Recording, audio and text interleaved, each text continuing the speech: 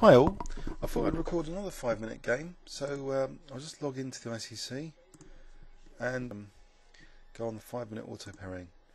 So I've clicked for the 5-minute and hopefully get an opponent quite soon.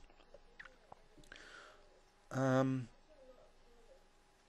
had a bit of rest after yesterday's 30-minute tournament, feeling a little bit better. Against Lawrence Trent, I had a very good opening position. He seemed to think I was much better there, but he outplayed me after. Let's play the English opening, I think. And so I'm trying to steer it more positionally here. And there's a standard sort of template plan you can play in this kind of position with queenside expansion if you play for b4 and b5. In fact, maybe I can play b4 in one go without concerning about a3. And now things can carry on quite naturally with a4 and bishop a3.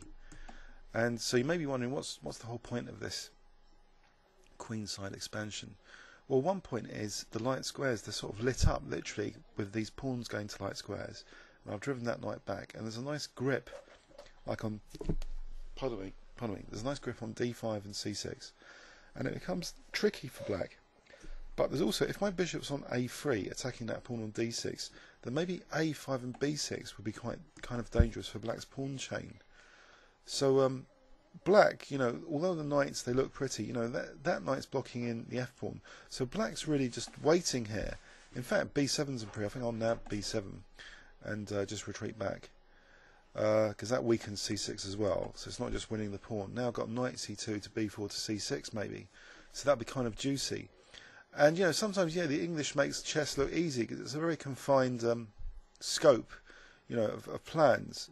Compared to say e4, you can have a ready-made positional plan of queenside expansion and grabbing as many light squares as you can. So my plan here at the moment is knight c2 to b4, but I guess my opponent's going to try and attack me now with knight g5 and knight h3. But let's play knight b4 anyway. Let's tempt fate.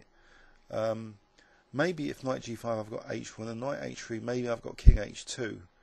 So that reminds me a bit of the Kotov example actually, where Kotov was attacked from a seemingly comfortable position where he was just gaining space on the queen side.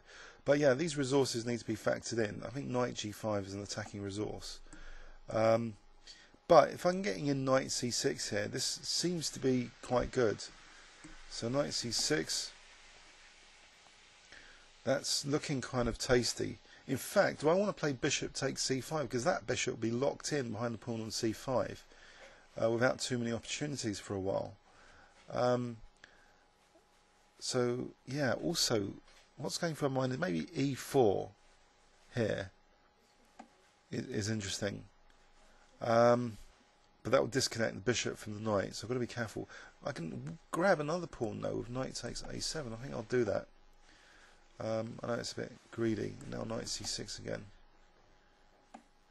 Alright, I think that's just desperation. I can just play knight takes d5, surely, and cement my knight now. So either bishop takes or pawn takes. I wonder what's stronger. If pawn takes, yeah, that's kind of juicy, and gives me some c-file pressure on c5 via c2, like queen c2. So pawn takes has got its advantages. I think I'll go for that, even though it weakens b5 a little bit more.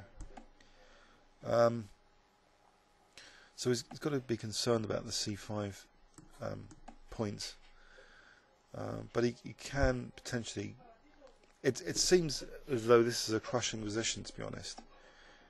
But maybe looks are deceptive. Yes, after that move, what am I doing to defend b5? I think I'll do something radical and take here to be able to play queen a4. So I've got my queen a4 in. Okay, opposite coloured bishops.